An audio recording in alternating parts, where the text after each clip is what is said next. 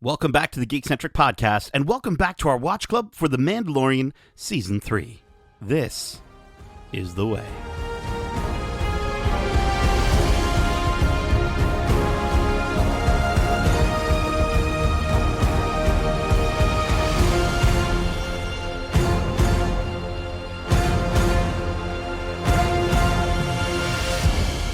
Welcome back to Watch Club. Happy May the 4th.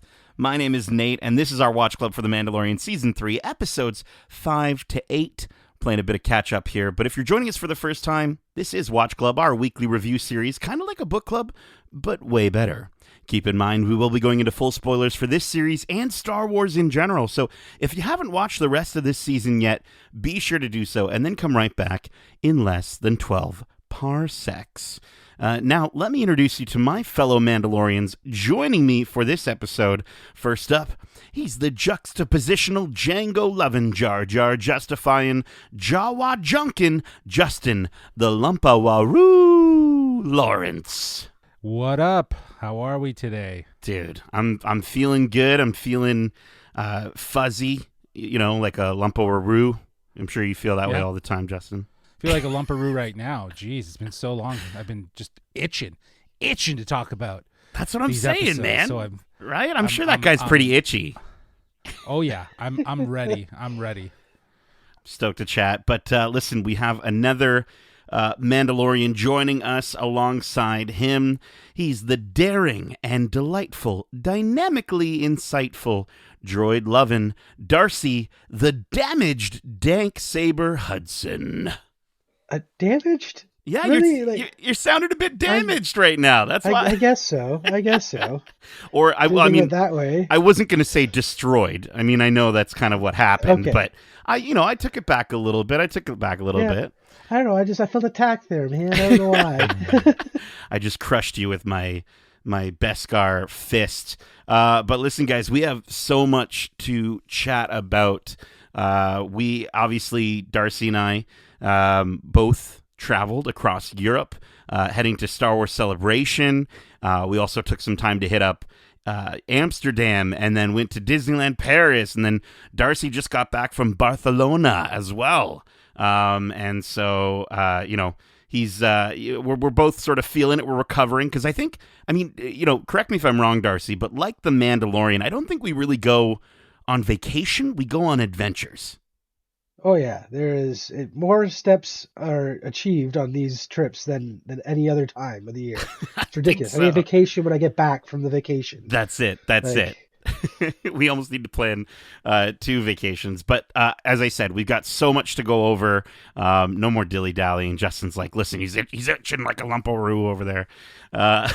So let's get into it. Let me relieve this itch, please. We've got 4 episodes to get through. This is going to be a little different if you've joined us for our watch clubs in the past, where we've sort of done a breakdown episode to episode. We've got so much to cover, so we're just going to kind of just react and talk about the moments as they sort of happen. I've kind of got some key moments listed throughout, and so let's get to it. Let's start with episode 5, chapter 21, The Pirate, directed by Peter Ramsey. And I gotta say, this episode was freaking awesome. I think it was a really, really great highlight in this season. And we started off with Gorian Shard kind of as a giant hollow projection, projecting in, talking to Greef Karga. And I loved how they sort of did this here with that effect where he kind of looks much bigger than he normally does. They've done this in the past with other villains, right, to kind of make them a little bit more imposing. But I felt like his the way they sort of showed him in this scene kind of matched the presence of his ship just outside, which is like kind of overlooking the city of Navarro, overshadowing the city of Navarro. I thought that was a really cool choice, kind of visually. Yeah, no, I totally agree. This is the episode that we were all waiting for, because when we were introduced to Gorian Shard, we thought like he's got to come back. Seaweed Salad Man needs to come back. So mixed green man. Yeah, exactly. What a really fantastic Anansi does, like with what he does with his voice. And I'm not sure if that was him in the green suit or not, but I really I think it's actually dug it. I think it's the same character who plays Chrysanthemum. Oh, Chrysanthemum. Fantastic stuff. I mean, Carson Teva, a big focus in this episode, or Teva, I'm not sure how you want to pronounce that, but so phenomenal to have him back. I think Paul Sun-Hyung Lee is always a delight anytime we get to see him show up in this series. He's such a huge geek. He's such a huge Star Wars geek. And so every time I see him, it sort of like feels like I'm like, it's one of us who's broken through to the other side of this galaxy. And I love that he's from Toronto, and it's so heartwarming to see him anytime he's on the show. And I love the idea to think that like he's going to be, I think, an even bigger part of the next season. Oh, yeah. Based off of what we've seen in these episodes.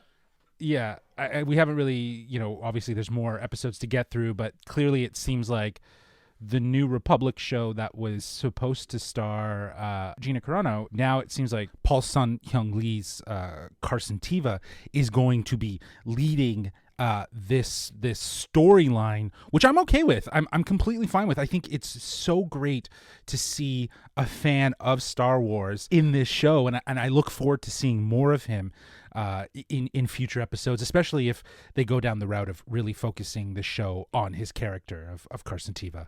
Yeah, no, he's honestly, he's such a delight. I think it was also great to see some other Rebel, or I guess New Republic pilots in this episode. I think it's extra frustrating, after the interview that we did, Justin, with you, where you spoke with Rick Famuyiwa, where he told us to keep our eyes peeled and that we'd see, we'd probably see Jib Dodger somewhere. And, you and I were both like, okay, we're on Jib Dodger watch for the rest of the Watch Club, not really realizing in that moment that we were going to be taking a break. And for us to take a break right before he shows up in the series was the worst, but it was so great to see him. Deborah Chow as Sash Ketter, Dave Filoni as Trapper Wolf.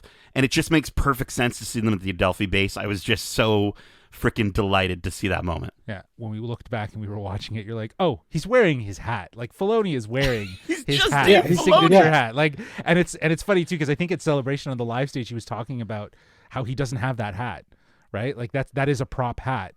That's not his. So I'm like, that's hilarious. They designed a specific Trapper Wolf hat for him for his costume. I love it. It's just it's all very fitting. So good, literally. Yeah, literally. And then I mean, Darcy, let's talk about this here, Zeb. Yeah, I'm waiting for it, man. Dude, what a phenomenal moment! You hear Steve Bloom's voice, and apparently he did the mocap for the face as well.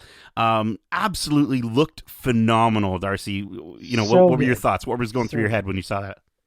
I was freaking out. I mean, I was watching the episode with my mom, and she, having never watched the animated side of Star Wars, is like, "Why are you so excited?" I'm like, "Because it's Zeb. You have to be excited for Zeb. It was so good. It's so fulfilling to see him done so well. Like, I have high hopes for the Ahsoka series because hopefully we'll see more of him because he looks incredible." Yeah. Yeah, I think it's without a doubt we'll probably see more of him in Ahsoka, even if it's like for an episode or something, because it's interesting the way they introduced him here. He's obviously a pilot working with the New Republic, but even in this moment, it seems as though he's casting doubt on the New Republic and their ability to take ownership and actually do their job in this galaxy, right? So yeah. I feel like in a lot of ways, he's going to be a part of the next rebellion, which I know is going to be the Resistance.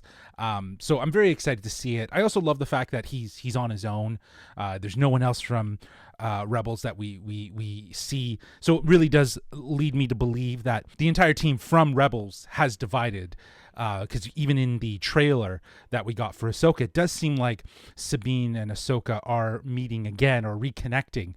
So there must be some time that's passed, and I'm wondering if we're gonna, kind of realign with everyone across the galaxy through the episodes of Ahsoka and see where everyone is. So I'm really excited to see how Zeb finds his way with connecting back with Sabine and Ahsoka, especially Sabine, because like they were brother and sister in Rebels. So yeah, love seeing him in this episode. Well, and with all these sort of rules that the New Republic seems to have in terms of how they operate, seeing Zeb as a part of that seems like he's more in the Carson Teva camp of like, this New Republic doesn't really Yes. know what's going on, and he does. Yes. And I think that's a great sort of point, is that like we would never, I don't think we would ever see Ahsoka, wanting to necessarily work alongside the New Republic specifically, but Zeb will get them Sabine intel. would want her to, would work with Zeb. So Zeb is a get great intel, sort of in between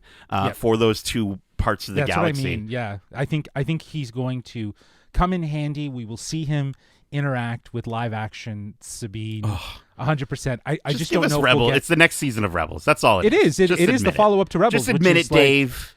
Yeah, we get it. I'm totally in for it because like it's so good. But it could be a mission. Do you know what I mean? It could be like Sabine's like, well, we gotta find Zeb, right? And then that's an episode, right? Because the animation for Zeb was unbelievable. Like you So see good. people breaking it down and like focusing on like his forehead and like the facial twitch, like the way his face is reacting before saying anything. Like the way the animation makes it look like he's processing what he's being told. It's so well done. That's gotta be expensive though. Like That's you what know I was mean? thinking. Like that's yeah, one so, like, scene, Justin. Exactly. Can they So- do that for? They could do that for an episode. They can't. I don't know if my thing is that if you to say, okay, we're gonna have him in for the entire season. No. Do you know what I mean? I just don't think that's feasible. You'll see him throughout the season. That could probably make up a good chunk of their production budget. But again, I was hooting and hollering. I was like, oh my god! I was shocked and I was very excited because it's just another sign that we're getting closer to seeing a live action reunion of probably the best animated Star Wars TV show. Well, and I'm, what part of me really wants that to happen with Ahsoka. I am wondering though if maybe they would tease it, but hold off until the Filoni movie, and maybe that's where we actually get to see that reunion take place. I could see with a movie budget though, that could maybe afford us a little bit more time with a character like that. For sure, and that could afford us more money to actually That's what I mean. Seb involved in the storyline. But I don't know. Like, maybe you're right. Like we see them working together in the movie, but the biggest shame is of the sequel trilogy is not having Han, Luke, and Leia on the same screen together. So this is Dave making up for it, like he always does. Well, that's what I'm and gives saying. the Like fans I'm what like they I'm want. like if you're giving us enough of it, like give us at least that moment where they're together, all of them, right? And I think that would have that works. So, we'll see. We'll see what's to come. But to have Zeb here, to put him here as the character that Carson is talking to, was perfect. It was absolutely perfect. It was a perfect way to reintroduce us to him. And both him and Carson, a really great sort of opposite to Tim Meadows, who shows up in this show.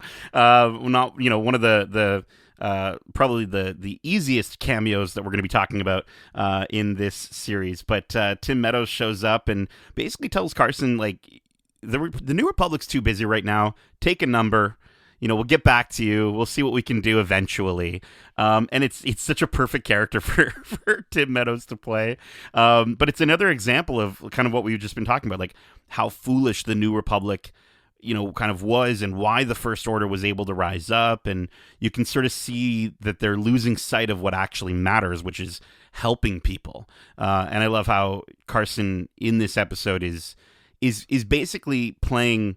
He's all of us. He's all of us sort of watching this unfold and saying, like, why are you turning into the thing that destroyed you, right? And you had to fight so hard to get back from. And I love that. I love that about this sort of juxtaposition of him working for this, ultimately what feels like a new empire in an interesting way. It's slowly becoming that, right? Mm-hmm. Like it's very clear that,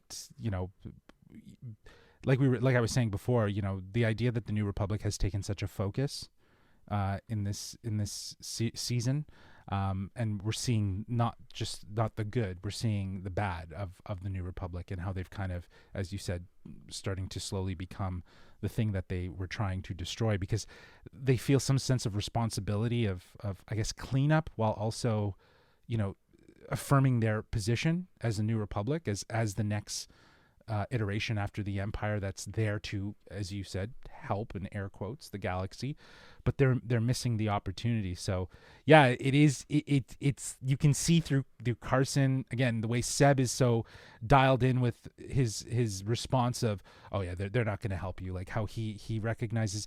You see another rebellion sort of like kind of like seeding here, like, well, if they're not going to do it, then we're going to have to do something, right? And I think this is where we get the resistance. Do you know what I mean? Like the resistance is what's going to be kind of burrowed out of this sort of thing. And I think it's great that in some ways, like Zeb and the characters from Rebels were integral to the rebellion. You know, here they are being integral to the resistance. You know what I mean? That will inevitably come.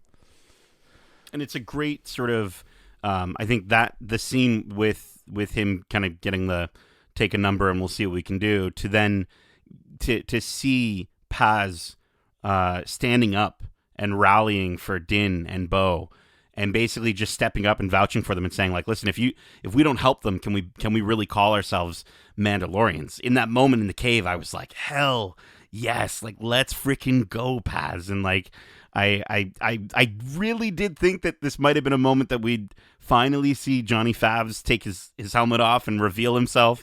Alas, I guess we'll never get that, and we'll get to that later. But I did think that was a really fantastic moment of just sort of this really, you know, uplifting moment to see. And I did. Sorry. I was gonna let Darcy go. Did you have anything to say to that? That's what I was gonna. No. Okay. Okay. Cool. Cool. We're we're on hand system, so I'm trying to make sure. Yeah. Exactly. Yeah. No. You know, that moment with Paz is really integral because it shows, again, like you said, the unity that you know the Mandalorian have to support one another. Yet this hierarchy political system that is trying to clean up some evil array of the Empire, you know, can't be bothered, cannot be bothered. And I think that just goes to show, especially for how much time we've spent with, you know, is it the Children of the Watch? Is that what they're called? Yeah. For as much time as we've been spending with the Children of the Watch, you know, we understand in this moment, yes, this is the logical solution. This is what they should be doing, right?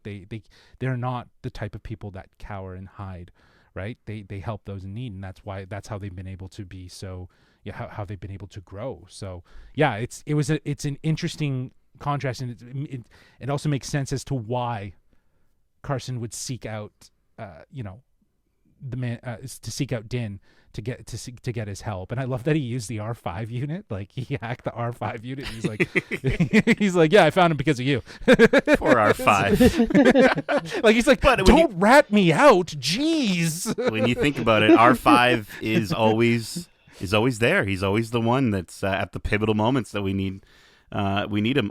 You know, speaking of, you know, kind of the rallying, that attack that they kind of go to fight against these pirates, this pirate attack on Navarro, absolutely unbelievable. Some of the moments, best dogfights, man, like unbelievable, insane aerial combat. Let's talk about that. Let's talk about the fact that there's a actual, like, the little Disney callback to the Ugnaught that's dressed as Smee. Like, there's literally a Captain Hook and a Smee in this episode, which was absolutely perfect. And the, you know, that moment with the armor, just with her hammer, was so dope. And I love how kind of this entire sequence shows, again, when Mandalorians work together, they are incredibly strong. And it reminded me, this part of the episode really reminded me of probably one of my favorite moments in season 1, the episode that was directed by Deborah Chow, I think, where they all sort of came together to you know, rescue Din. I thought was absolutely phenomenal. And this whole sequence was just such a fun highlight. Darcy, what did you think of the pirate attack? It was great. Like you said, this fight was a standout moment from the season because it was very speckled through with the action scenes we got. But this, I feel like, was the payoff we were all waiting for. Yeah. Because, like you said, incredible dogfights, amazing Mando, you know, strike team action happening as they're taking out the pirates as they move through the streets. I was on the edge of my seat the entire time. Yeah. It was so good. Yeah, the way they cut together the air combat with what was going on the ground, you know, the way they managed the tension with Paz, and when he was, basically pinned down, and how the armorer comes in, again, not using. I will talk about it more, but she doesn't use blasters. It makes me think of, like, I'm wondering if, like, does she have a thing with blasters? Like, is you know what I mean? Like, in the sense of, like, how Din had a thing with robots. With droids. I mean, do you know what I mean? Like, is there something there that could be why? Or I'm thinking that if these hammers and tools can shape Beskar, they're probably pretty tough. For sure, they're definitely they're heavy ass weapons. But again, it was all really nice to see, as you said, Nate. This is the moment that really cemented what the season was about. Mandalorians are stronger together. They work together, and they can look past their differences, and they can look past their pride, because, again, the last time they were on Navarro, they were fighting Grief Karga. Do you know what I mean? So they're now coming to save him, and I think that's incredibly powerful. And yeah, the dogfight, man, the dogfight in the sky was some of the best. The way Din is just murking those ships, and he's just weaving through them, and then he's giving callbacks to Bo, and it was great. It was some great combat. I thought it was more fulfilling than the actual finale. I would go so far as to agree with that. I think I think the armor, just to call back there to her using those hammers, I think it was also symbolism too, right? In the sense that, like you were saying, Darcy, like, she uses it to forge, she uses it to create, she can also use them to destroy. And I think that's freaking awesome. And she's such a badass. She's and not Emily a Terminator, Swallow, man. She is a Terminator. She's a freaking dude. She shows up with those hammers, and I'm sorry, people are gonna get wrecked. We did get a chance the guy to see. too. She pinched him, right? She pinched him with the thing. She can pinch me whenever she wants. But the I think the moment with Vane dipping, Vane getting the heck out of there. A lot of people thinking he's going to show up in Skeleton Crew, and I think it would be really dope if he did. I think Skeleton Crew is perfect. With pirates as the adversaries for this Amblin Goonies style show, I think could really work. And I would love the idea that Vane would be like, well, listen, my new boss is dead. I'm going to go back to my old boss. And who is it? Hondo Ohnaka showing up in Skeleton Crew would be perfect, dude. It would be absolutely perfect. No, I think he's that kind of. I think both him and Gorian Shard share this sort of similar idea of, like, silly but also still fits really well within Star Wars, and I love that. Again, we'll talk about it in the next episode. Oh, we're gonna get silly in the next episode. Yeah, but like, I think like some things like that need to stay. Like, I honestly, as many people will say things about Gorian Shard, I like the character. I thought he was interesting, and yeah, he's a chuckle, but that is Star Wars. Like, to me, when you see a character like that, that is Star Wars. It's just like that sluggy snail thing that was on the Millennium Falcon. In Rise of the Skywalkers, like, barely remember that. Yeah, exactly. And he's just like fixing. He was barely in it, but like the idea that, like, there's always been these like really kooky, of course, oddball choice, looks to some of the entire cantina. Exactly, the entire cantina was made up of like old costumes, that were repainted and redesigned and stuff like that. So I don't know. It's completely fine. I would like it though if they are going to bring Hondo, as you said. Bring him back in, because I thought it would have been great to, have him in this as maybe an alliance to Din to take down Gorian. I thought that would have been really cool if we could see something like that, like in the wishful thinking side of my head. But to have, now Gorian gone, there is an opportunity now to bring back Hondo, and maybe there's a territorial fight, right? And then he ends up helping the kids. I'm down. Like, I'm totally down to see some Hondo Ohnaka in the Star Wars live action. Let's go. Hondo Mondo. There you go. That's the Hondolorian. I'm a Hondolorian. I am a Hondolorian. I love it. But speaking of Mandos and helmets being taken off, I don't know if we did say that, but I'm trying to transition here. I think the armor asking Bo to take her helmet off to rejoin the ranks of the various Mandalorians. Why do you think she asked her to take her helmet off? Like, what was the reasoning behind that? I feel like that was more, again, the whole message of the season is that Mandalorians are stronger together, and it doesn't necessarily mean that all Mandalorians need to be like But believing in the same thing or to yeah. the same extent. Yeah. Like, you're a Mandalorian if you believe in the creed, but to what extent doesn't really matter anymore. You can be the Children of Watch extremists, or you can be the more modern, clan cries and stuff like that. So Yeah. But it's interesting because this was like a red herring for me, because I was like, okay, I was thinking that Bo was going to kind of come in here and stir shit up against the armorer, but now I'm thinking, is the armorer stirring up shit now with Bo? Right? Like, this was the first inclination. I was like, what is she doing here? But I get it. Like, I understand. Like, maybe in some ways, from her interaction with Bo, the armorer is now woken to a new idea of what Mandalore and Mandalorian look like. And what it can be, and that she is the strength that can unify, which is why she says, it doesn't necessarily apply to you. But that said, the fact that she basically like shunned out Din and said, "Oh no, you're not a Mandalorian anymore," and he goes and he has to do his whole pilgrimage to Mandalore and bathe in the waters and to be redeemed and stuff like that. But then she's like, "No, take your helmet off." It does feel a little bit loose, right? Like, it feels a little bit. It just doesn't. It just feels like an odd choice to make. So, for me, that's where that red herring came in, where I was like, is there an alternative intention here? Is there something that's going on? Right? Is she like quietly saying, "You're not Mandalorian"? Do you know what I mean? So take your helmet off, right? In a sort of like disrespectful way. And I was thinking, and we'll discuss that this would, kind of come to some sort of conflict between the two. But sadly it did not. So. It did not. And another conflict that we didn't see was what we would have to assume would be the escape of Gideon, I guess. Carson Teva discovers an abandoned Lambda shuttle at the end of this episode and sees some Beskar, but no Moff Gideon. I gotta say, for this ending of this episode, I love the way it was shot.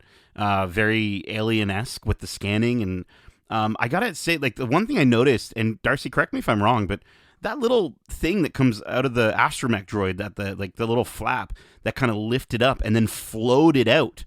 I don't think I've ever seen that before. Is that normally what that part of the droid is for? Is like a probe? I feel like I've seen it in some other media. Like, I feel like it might have been a comic thing. R2 did the same thing. Oh wow! Their astromechs are full of scanners and probes and stuff like that. It's not surprising they'd have a little detachable camera drone. I love it. I love it. Disney's gonna make that the next expensive thing that we have to buy. Or just you. But just me, yeah.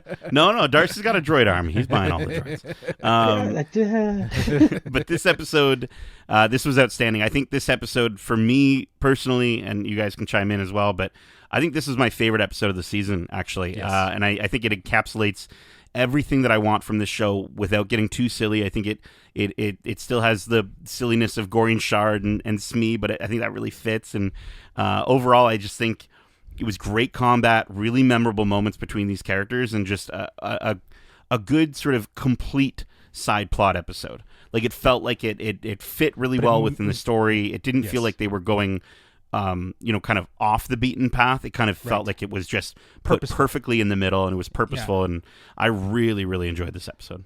Yeah, I couldn't agree more. I think this is, we gave 5 out of 5 for episode 4, and I think episode 5 is another 5 out of 5. Yeah. The two really do work off of each other well, and the payoff in episode 5 with the battle over Navarro, it was perfect. In many ways, like I was saying before, this is a stronger finale, if you will, to it, because I think the next 3 episodes kind of neander. And as much as we've been talking about The Mandalorian for the first 5 episodes and finding the way, I feel like the last 3 episodes kind of lose the way of the story and understanding, rushing things to get them to a more conclusive ending, which, again, some of it works, but some of it doesn't. But I feel like this felt like a really great payoff to all the themes that we had been seeing played out in the episodes before, really coming at head here, and really giving us one of the best, I think, action-packed episodes of The Mandalorian, and kudos to Peter Ramsey, man, just bravo. Absolutely. Well, so let's talk about these next 3 episodes really quickly so that we can get them done. and just speed through them and not really take time with any of these. No, I'm just kidding. We're gonna take some time here. But episode 6, chapter 22, Guns for Hire, directed by Bryce Dallas Howard. Let's kick it off with the Romeo and Juliet. I love this little Romeo and Juliet opener between the Mon Cal Prince and the Aqualish, and I think it immediately sets the tone for this episode in a way that I didn't realize at the time watching it that it was setting the tone for this episode. I was like, that's a really kooky, goofy thing, and you see them with their tentacle-faced embraced, where they're Corin, dude. Oh, it's Corin, not Aqualish. Oh Jeez, my gosh, come on. horrible! Species right. I feel so terrible. They're gonna cancel me now. But no, I think honestly, I thought it was really, really beautiful the way that they kind of. I would watch a whole. Can we get a There's your romantic rom-com. comedy? Yeah, there you go. Star Wars There's your rom-com, rom-com, yeah. with a We should Quarren do a Valentine's Day special just Right? for Nate. And Yeah. he can sit there with a box of tissue and cry. I would love it. I would love it. I don't know, like you said, like this. I was like, what the hell is going on here? I chuckled. I definitely chuckled, and I was like, okay, this, like you said, it does set the tone for what is going to be a very bizarro episode that feels, in a way, bottleneck, like sort of removed from everything else that has been going on right here at episode 6. The way it kind of does a shift tonally, it kind of feels different from the entire season, right? Well, but, we watched. I watched this. I believe I watched this on the plane to Celebration. I'm pretty sure, or was in the hotel. I can't remember. But this episode, Darcy and I rewatched actually as we sat down with our chosen noodles. Chicken katsu curry noodles were phenomenal. Sitting in like the sort of food area of Celebration, Star Wars Celebration, and getting to sit there and watch Darcy's reaction to seeing for the first time in Star Wars Jack Black and Lizzo as Captain Bombardier and the Duchess. Darcy, what was that moment like for you? Hearing his voice, did you immediately catch it, or did it take a little a moment to see him to kind of realize that he's there? Oh no! As soon as you hear him, you know who it is, and I love it. Again, you're just saying, Justin, how Star Wars can be funny, and to me, this episode was the perfect encapsulation of Star Wars can be funny. Yeah, because I enjoyed it. I really did, and while it does feel like a departure from the rest of the season, I feel like it was always needed. We got such a big payoff. This was just a more lighter side adventure while still kind of moving the story along towards the end of the episode. So again, I really enjoyed this one. It was great. Jack Black makes anything better, if you ask me. So yeah, good. And to be clear, I think that this is what I appreciate about Star Wars, is that it can get a little silly. It can, kind of not take itself seriously and have a little fun with it and do a little, side adventure. That's completely fine. That is completely fine. But like you said, towards the end, as it moves the story forward, that's where my problem is with this episode. Absolutely, Justin. Else. I actually think the parts of this episode that a lot of people are having problems with online, I don't have a problem with. Yeah, it's the opposite. I actually Jack like Black. it more. Yeah, I loved having Jack Black. I loved having Lizzo. I think it was great to have these cameos and open the sandbox. Let actors who are just like how you're letting directors come in and who are fans to take part in telling the stories in Star Wars. Have actors who are like, yeah, I would love to play a stormtrooper like Jason Sudeikis, right? Or have Jack Black play this regal, pretentious, Well, and I love it, dude. Whitey tighty. He looks like he was a mama's boy, though, right? Like he's like his queen, mommy. No, no, he worked for the Empire, dude. He was a captain on the Imperial. So maybe captain. it wasn't mommy, maybe it was daddy. Who knows? Who knows? But I love his beard. I love the way that he just says things. Yes. Like the way he's like, no, they were my love. I personally oversaw the program. Like the program. Like it's just so Jack Black. And then getting to see Lizzo and then sort of, learning online after she sort of was celebrating her character and getting to see her love of Star Wars and how much she's a huge Star Wars fan was just, I'm like, damn, Lizzo, can you get cooler? Can you get any cooler? How is that even possible? And they just called her the Duchess. That's just like that's the Star Wars way of saying needs. queen. Yeah. Right? Like it's just like she's queen, right? So it's like it was perfect. I think it was a smart choice to do. And I also have questions about Jack Black. Could we see him come back? Could he, I hope so. Could he have secretly been working with Christopher Lloyd's character, and very much like, again, we know that the Empire is working in mysterious ways at this point. It's still kind of there. And like you said, he was part of the Empire before. So it would be interesting if we find if Din finds himself back on that planet investigating something, and, Jack Black's character is kind of in the midst of it, right? He's kind of like one of those shady politicians who's trying to project that he's good, but he's doing some shady shit on the side. And maybe Lizzo doesn't know. Maybe Lizzo doesn't know. I think he doesn't know. I think he's fully reformed. I think he's fine. I can't see them making him let the Republic have this win, please. Please, at the very least. But listen, it'd be interesting to see him go as a villain though in Star Wars. You know what I mean? Like he could kind of switch his character. It would be perfect for a Jack Black sort of thing, right? So I mean, I think you're just saying Jack Black would be perfect for any role. I think Christopher Lloyd, the sort of the 1-2 punch. You sort of get hit over the head with Jack Black and Lizzo now in Star Wars, and then Doc Brown shows up. I wasn't sure what to expect next. Like, I thought in the next scene, I'm like, okay, Eddie Murphy's going to show up, and then Jim Carrey's going to be in the scene after that. I was just like, this is Eddie Murphy.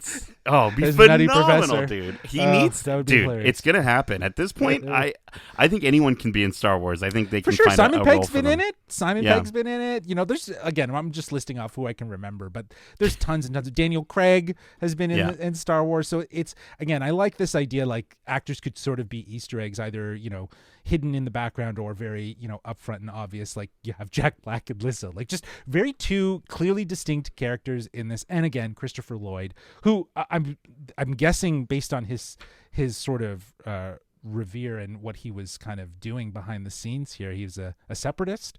He referenced Count Dooku. Sounds like he's a separatist at heart, which is really cool to see, living on this long after the fall. Yeah, Dooku finds a way, and it's like, yo, Filoni loves Dooku, man. Like he's put him in obviously he was very integral in Clone Wars. He was even important in the most recent season of Bad Batch. The Tales of the Jedi, he told his story. Do you know what I mean? So I think he's very fascinated with that character. So to find a way to influence, or for there to be a separatist mentality here, I'm wondering if Filoni was like, oh, make him a separatist. Yeah, make him a separatist. Make him like, like he's like old school, separatist, right? And they were just like, sure, let's do it. Yeah, right? He's definitely it's cool. I liked it. Yeah, I liked it. It was a nice touch. It was a nice touch. He's definitely not woke like the people of Plazier 15. Although some of them are a little bit. I mean, I like the reliance on droids sort of subplot, the reliance on technology. Sort of snuck that in there as sort of a moral theme of the episode. I think, the people of Plazier 15 are okay with stuff breaking down. They're okay with droids even harming others if it means they don't have to carry their groceries, if they don't have to take out the trash, right? And I'm not going to lie. Nate wants to live there. That's what I was just about to say, Justin. I'm like, minus the harming of others, I'd probably be one of those people. I'm like, no, don't take away my internet. Don't take away my phone. He would have a droid that would walk him to places, I'm sure. 100%. He would just have like spider legs. Yes, exactly. So this is what and then this is what I was getting at. That you talked about the reliance on droids, and I actually see that as sort of a detriment. It shows that this society is lazy in a lot of ways. It's lazy in its mentality of thinking. It's lazy in the sense that it thinks that things can get done for themselves based on owning and controlling the machinery. It's actually sort of a dystopia, if you will, in a lot of ways, if you think about it. So, and that's why I'm saying it's a lie. It's a sham. There's something else going on this planet that I think we're going to come back and see. You got this really interesting conspiracy theory, Justin, over so, here with man. the tinfoil hat. I'm telling you, I think that there's something that we could see come out of Plazier 15. I think but Justin, I oversaw the program. Okay, I oversaw the program. Bullshit. We saw a super battle droid run. For the first time, very Blade Runner in this chase scene, but I was just like, we've never seen a super battle droid run before. No. I thought that was an interesting... and like zig and zag. Oh, like, dude, they usually and are just straight lines. They can lift I was like, this thing is way more dangerous than they made them seem in Attack of the Clones. But I think this whole episode sort of, up until the end at least, felt very much like a Clone Wars side mission episode, which was fine, right? Yeah. It was fun, and I think I was totally fine with it. They went to a droid morgue and they pulled out a droid and they were able to, and it was like, am I watching an episode of Criminal Minds? Because this is again, it goes to show how Star Wars can have fun with playing with those sub TV genres in episodic format. Because I think we've seen it in other ways, but here was so obvious. Like when they did the bird's eye view shot and the doctor's like pulling out the droid from like some sort of cryo freeze or whatever, and they're like looking at it. I'm like, this is like if you were watching, Law and Order or Miami, CSI Miami, where they're going to look at the body to identify if there's any signs of struggle or any evidence that they would help lead them in the right direction. So I thought again, it was a fun adventure. But yeah, the ending here feels let's like let's talk about it. Let's get into this, because I don't really like how they handled just simply handing over the Darksaber to Bo. She deserves the Darksaber, don't get me wrong, but this was just all based on technicality, right? Well, this technicality, like it's like what like why wasn't that brought up earlier, right? Like why wasn't that brought up earlier? And they waited until this moment to just so that Din could say, oh yeah, well she actually is. I don't know. I thought it was cool. I mean, we've seen that Din still is struggling to figure out whether he's worthy to wield the weapon or not, and he's had the time to think about this technicality now, where it does make sense in the Mandalorian culture to hand it over without a fight, because that's the last thing he wants to do. Again, this whole season is about unifying Mandalorians, and the way that they're able to circumnavigate this whole hiccup with their culture and creed by talking through it is kind of like, again, a progression of, this is what Mandalore needs to be, is more than a warrior. They can also be a diplomat or whatever. I enjoyed that aspect. I guess for me, it was just like it did feel a little bit loose with the rules in the sense that, like, technically you could argue that Grogu should be the rightful owner of the Darksaber because he bested the Mudhorn, right? Which bested Din in a way, right? Like you could that almost, was before he was the wielder of the Darksaber, so that wouldn't factor in. No, sir. it wouldn't factor in. No, he's right. That's a silly theory, Nate. But you know what? I know what you mean, though. I just think that like they have been playing very fast and loose, and like the way I would have liked to have seen this all come out, if I were to like have the ear of Jon Favreau or whoever was writing this episode, but is you've spent so much time planting a strong relationship between Bo and Din, that in this moment, in front of Axe Woves and the entire fleet of Mandalorian, that she challenges Din to the Darksaber and they fight it out, but she's better, she doesn't kill him. Goes with that sentiment, we're stronger together, right? Here it just was like, for the purpose of the next 2 episodes, we need to make sure we get the Darksaber to the right person. So here you go, Bo, you're going to take the Darksaber. It just felt like an afterthought for a relic of a weapon that has been seen in such like a prolific light. It just felt like an afterthought to just simply pass it to Bo. And I was just like, okay, this all nothing, just for nothing. I don't know. Maybe it's because I'm a fan of Harry Potter, and the whole Elder Wand passing hands is very similar in that Voldemort was never truly the owner of the wand because Draco disarmed Harry. It's very similar to that, and I guess that's why I appreciate this route of, again, using the rules to break the rules, which, again, that seems to be what they're trying to do with the Mandalorian culture, is like, you can still be Mandalorian without keeping your helmet on 24/7 type thing. But I don't know if this going back to seeing the first time Bo-Katan was given the Darksaber, right? And that moment and how sort of impactful it was. And I get that. We had a lot of time with her in many episodes to get to that.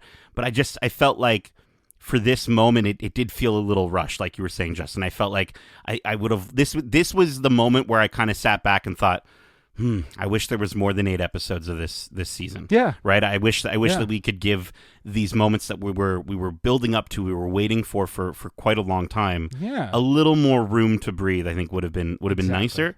Rather than, like you were saying, Justin, we got to get the Darksaber so we can get to the next episode. And that's kind of we what got to get to the finale. Right, You and just that's gotta kind get of to what the finale, these last Yeah. two episodes Yeah. sort of felt like. So let's get into them here. Episode 7, Chapter 23, The Spies, directed by Rick Famuyiwa. In fact, both of these episodes, 7 and 8, are directed by Rick. I think this was the episode that Darcy and I we had a chance to preview 6 minutes of at first, and then we got to watch the entire thing early with a crowd. And I will say, I was really happy that that we did get to watch this with a crowd of people. There were a lot of great moments to react with an audience, and I thought that was such a special experience. Yeah, it was really cool. Again, the crowds always make these things pop. Like we had last time at Celebration for Obi-Wan, and this time we're getting it again, and it seems to be a recurring theme. So hopefully, next time in Japan we get Ahsoka season 2 or something we get to look at before anyone else. It's always fun. I'd be The crowd so makes down. everything so much more electric. It'd be so dope. It'd be so dope.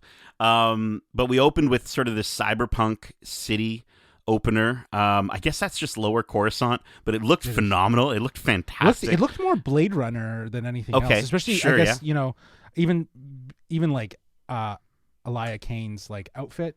She was wearing the long trench coat with the popped collar and walking in the rain. You know what I mean? And it was a side of Coruscant we haven't seen that I'd like to see explored. I know that there's been video games that were potentially going to explore. I think Star Wars 1313 was going to explore kind of being and around that area. Yeah. I thought there was one that did a game that was supposed to like follow actually Boba Fett, and it was all dealing with Lower Coruscant and like the seedy side and getting bounties and stuff. And if anyone from Lucasfilm Gaming is listening, make that game. That game sounds fantastic. For sure. But I think this was a fun way to finally, after 6 episodes, see Moff Gideon. For the first time this season. No mustache. With no mustache. We'll get to that. But, Gideon meets with the Shadow Council, Commandant Hux. They talk about, there was a mention of Project Necromancer. Captain Pelion was there.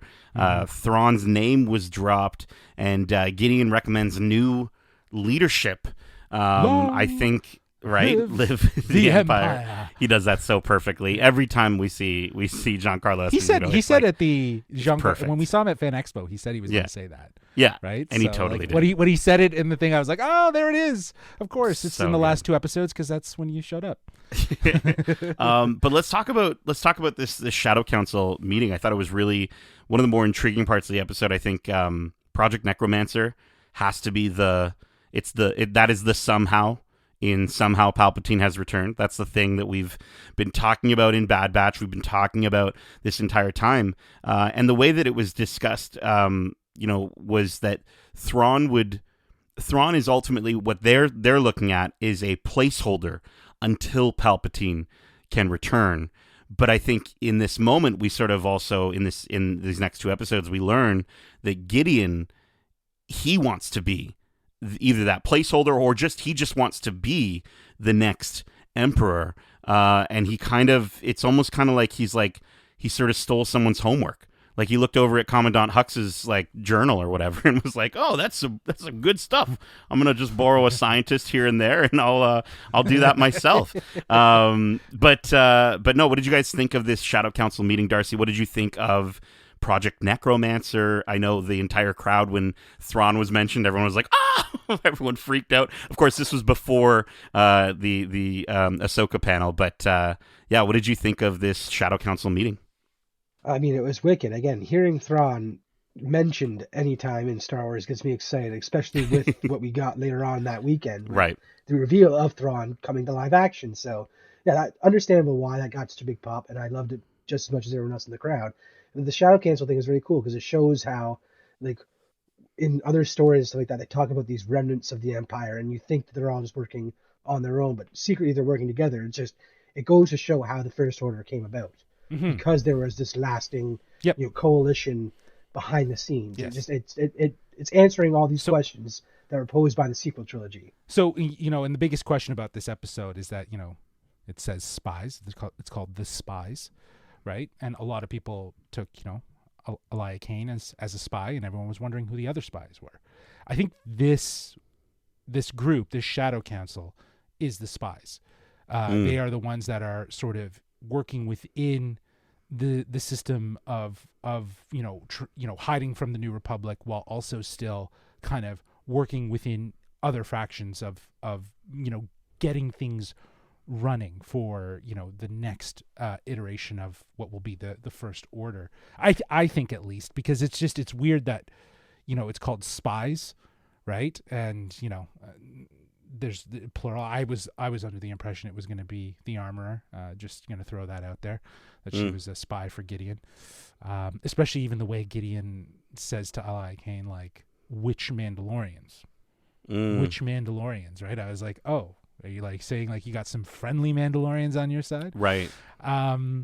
Seeing the Shadow Council, like you said, Darcy, this looming doom that's behind the scenes pulling the threads that will inevitably lead to the rise of the First Order.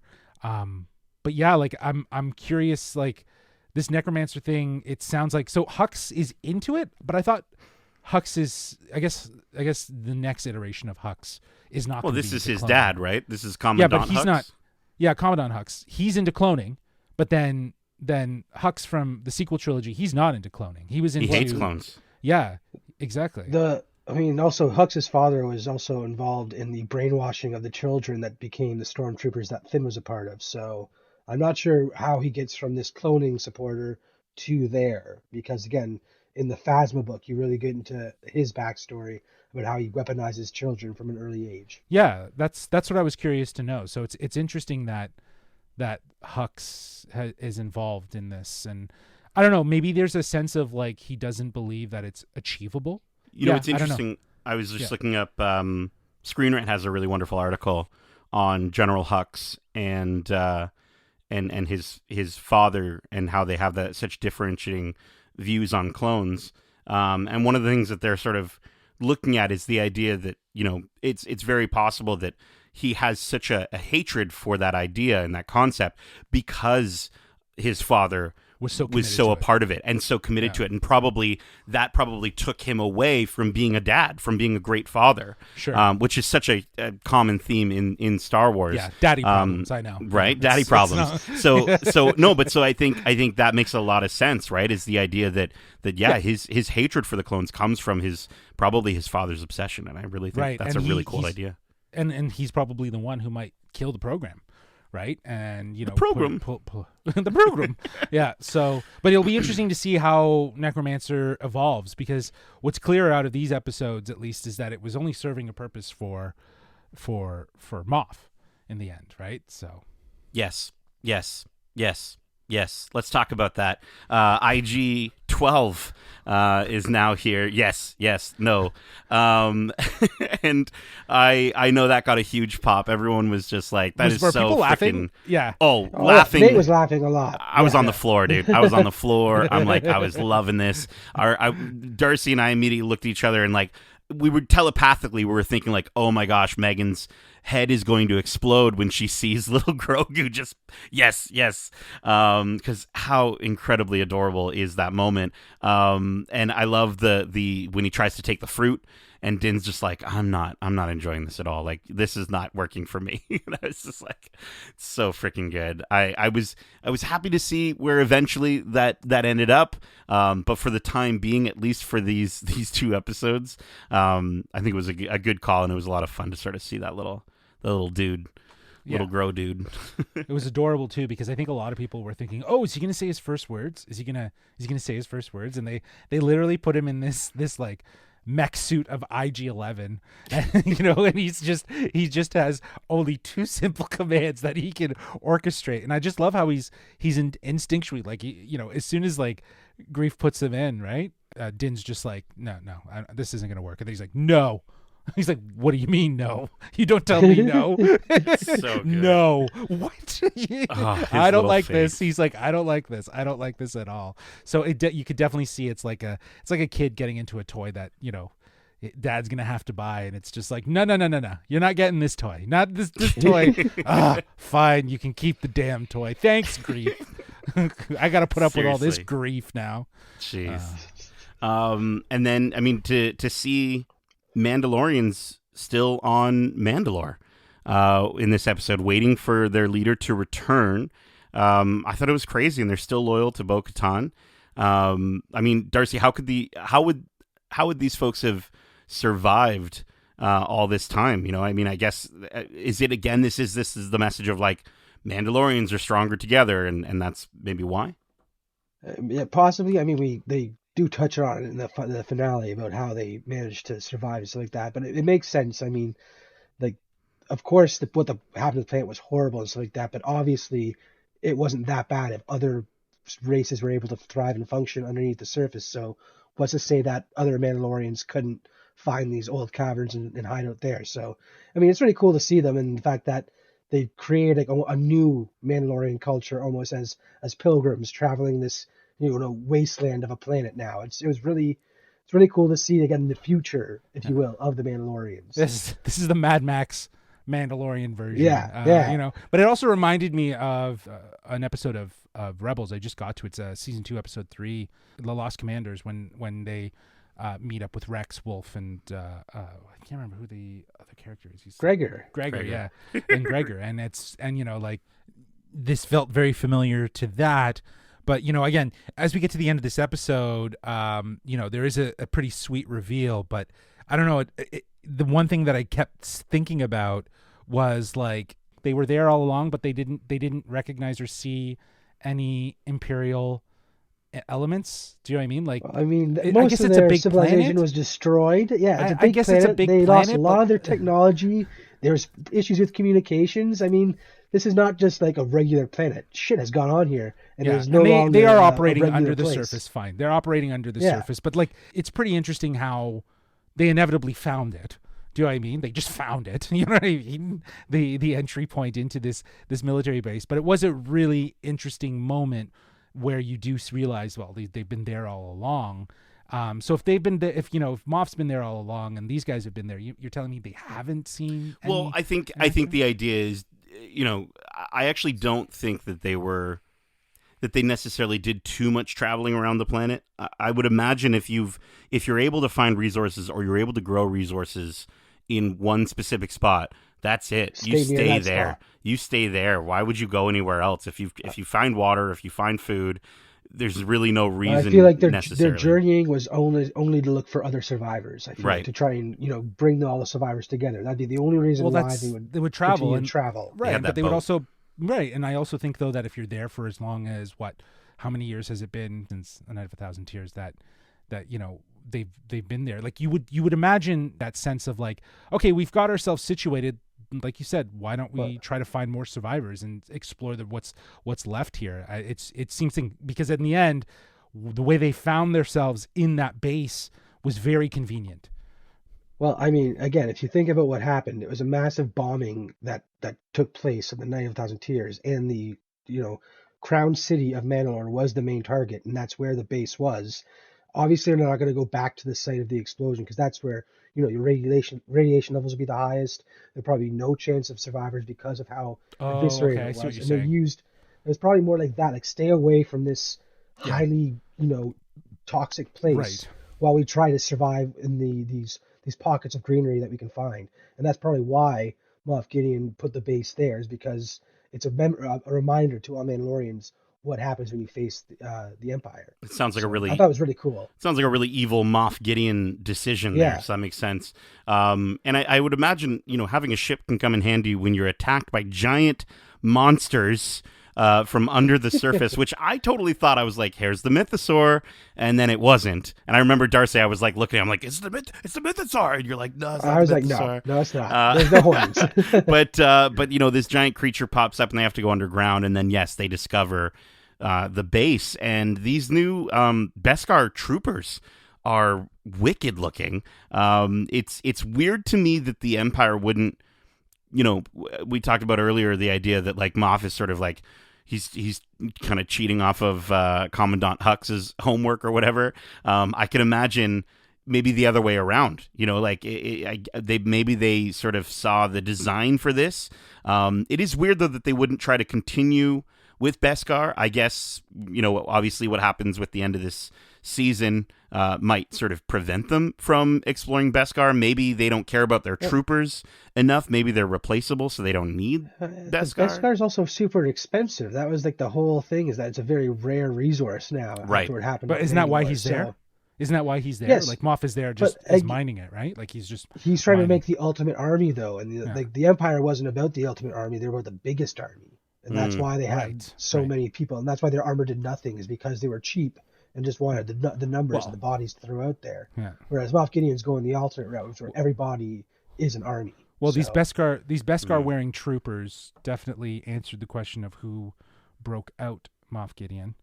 That would make sense, yeah. Yeah, right. So it makes sense that it was them, because again, like as everyone was pointing out, like Mandalorians wouldn't leave a trace like that, right? So, but I think it's really cool though that it seems like, as you were pointing out, Darcy, Moff's big plan is to create not a huge army, but a proficient army that is of soldiers that are well equipped and using Beskar.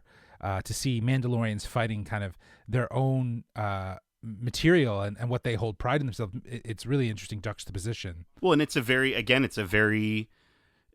think Moff Gideon, he does think very, he thinks in symbolism. He thinks in cool, he's not just fighting physically, he's fighting mentally as well. And I think that's exactly it, Justin. I think him having the knowledge that this is something so precious to their culture that he's just going to take it and use it against them is very much kind of something he, is very much the Empire. So what you're saying is that he's cheating off a Thrawn as well. There you go. Yeah. There you go. They're all cheating is. off of each other's homework. They're just the worst. Well, he's probably taking ideas, like you said, Nate, from everyone that's doing different things. Well, even his helmet. His helmet looks very Dathomirian, right? With the horns and stuff. And that was when Night Watch? What was his name? Gar Saxon. That's what I thought when I saw the horn helmet. So again, another way that he's sort of visually, he knows, maybe he's looked into the history, right? He knows that what's been a division or dividing point for the Mandalorians in the past, and so for him to kind of design it that way, I think that actually makes a lot of sense. I think he designed it more as like a crown, though. Like it looked more like a crown, as like a king, right? As like an emperor, as like to have a very formidable presence that's similar to of a Darth Vader, but the horns obviously could take from that inspiration, but I saw it as more of a crown. Kind of gives a sense of leadership and a sense of power in it, and I think that's probably why in a lot of ways the Night Watch had the crowns, the horns on theirs, right, to kind of anoint them as like sort of knights. Well, speaking of a knight in shining armor, one that sacrifices himself, past. He's a thing of the past. This is what I was going for. It's too soon. Poor Ragnar. But Paz Vizsla sacrifices himself. This was I remember the whole crowd, was super quiet when this happened, and I turned to Darcy and I was like, "Do you think he's okay?" He is. Yeah, no, he's dead. They build him up in the and we were talking about that wonderful moment in the cave, and just how great he's been since Din saved his son, and now he's gone. He's a thing. He's a thing of the past, as I was saying. Justin, what did you think of the loss of Paz Vizsla?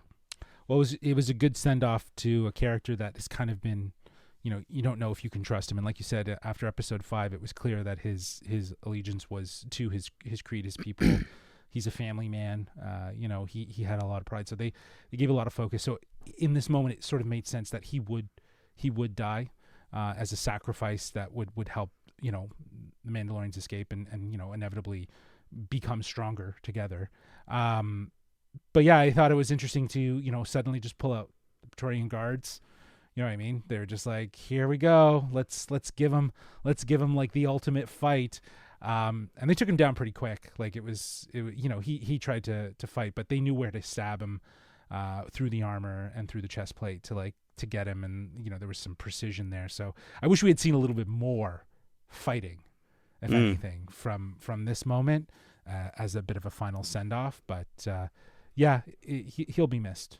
be missed. I know it hasn't been Johnny Favs that's playing the body of Paz on set. He No. might be doing some of the voice, but I think it's Tate. What's his name? Yeah, Tate Fletcher. Katie Sackhoff was talking about him recently on a podcast that I was watching, where she says like Tate, you know, he has a presence to him, right? And even in the costume of Paz, like you feel that presence, and he did. He had that presence. Even the slow head turns and stuff like that. The way he would kind of acknowledge things, and you know, it's a shame that we won't see him again. But yeah, I think it was a needed sacrifice. Rest in peace. Paz. I was gonna do it, and then I Rest in Paz. I chickened out at the last minute. Let's get to this final episode, the finale, episode 8, chapter 24, The Return, directed by Rick Famuyiwa. You know, the attack continues. They sort of pick up right from where they left off in the previous episode, and we get that sort of Mando hallway escape. You know, I think seeing Din with his blasters, or even seeing him clumsily, flailing around the dark saber, you kind of forget how good this guy is at hand-to-hand combat. And when he rips that vibroblade out, and then in the same move he blocks the blaster shot, that was so freaking dope. I was like, this is a great way to kick off the finale. There was a purpose there for Grogu to have that No. to be that idea. no. So that was really great. But yeah, you're right. Like I think, you know, apart from weapons, they've done a really great job of leaning into Din having more of a hand-to-hand combat style and being stronger in that style versus, you know, blasters. And you know, he's a great pilot. Damn, he's a great pilot, the way he's been flying. So I like that, you know, in this moment we see a sense of like a return to simplicity with his fight style. Oh yeah, I mean he's always been his body as his weapon. The way he throws himself into blaster fire, just trusting in his armor, goes to show that like he relies on the armor to get him close, and then he'll do the rest just with his sheer strength and just ingenuity in close combat. It's great. I love any fight scene where they bring him in close and let him just whack people around with his helmet. And shout out to Brendan Wayne and Lateef Crowder for, you know, you mentioned the physicality of Paz, but in these fight scenes, like the way that they're able to move, and just especially in that armor, you know, I think that's one of the big things is like that's not easy. That's very clunky, very, you know, tricky armor to be moving so fluidly in. So that I just wanted to shout out that scene, because I think that sequence and that escape is great. And I think the next one as well, with R5 sort of unlocking the barrier shields as he works his way through, giving very, very Phantom Menace feels. You know, I think we also talk about all the time, though, how much this show is a video game, and how it's structured very similarly. And this felt, and Darcy, you'll know exactly what I mean, but this felt like the multiple waves of enemies sort of style boss fight, where it's like you go through round 1, you go through round 2, and then you might be able to pick up a health pack, and you pick up a shield, and it was great to sort of see him sort of gaining new weapons through each phase of this barrier. Mm-hmm. Yeah, no, one of my favorite parts from this fight scene is earlier on, where he like shoots the guy or throws a knife at him, and he goes to try and grab the gun. And it just like slips through his fingers. It's I was in the first. Okay, well, I guess that was another level Here 1. Yeah. That was level so 1. Yeah, it was in level 1 that happened. I was like, oh, he almost had it, and then he's like, okay, I'm going in for level 2, and then he does it again, and he gets a blaster, and then he uses his shield, and it's like as he's scaling up through each barrier, he's gaining some new weapon. And of course, what was great too is at the other end, you know, the guys that are guarding the doors, they are anticipating his arrival, but then there's this smoke screen, and now suddenly, you know, Din's got the advantage again, and he slides in on his knees like in Fortnite. It was so good. Exactly. It was so good. It was great. Like I really like this sequence because it like, you know, you were mentioning it feels like a video game at times, but I like that. I think it's actually really interesting because it helped kind of guide the tension, or keep the tension of, as he went through each barrier, what was going to happen, right? And when he got another weapon, it was like, oh, okay, he's got a shield and a blaster. What is he going to do now? You know what I mean? Like it was really cool. So I like that they sort of implemented that, and it made that payoff when he slides in and takes out the last two like last two Beskar troopers, it made it really worthwhile.